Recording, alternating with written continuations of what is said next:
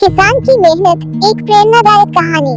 गांव के एक छोटे से कोने में रामू नाम का एक ईमानदार और परिश्रमी किसान रहता था।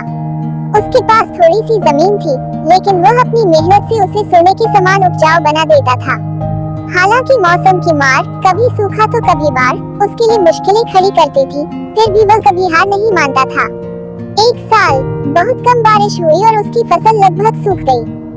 गांव के कई किसानों ने खेती छोड़कर शहर जाने का फैसला किया, लेकिन रामू ने अपने खेत को छोड़ने से इनकार कर दिया। उसने पास के तालाब से पानी लाने के लिए दिन रात मेहनत की और अपनी फसल को बचाने की कोशिश की।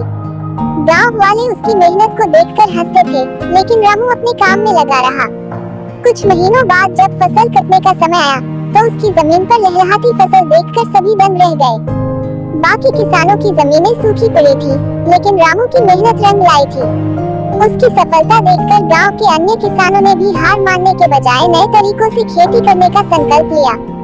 रामू की कहानी यह सिखाती है कि सच्ची मेहनत और विश्वास से कोई भी मुश्किल पार की जा सकती है।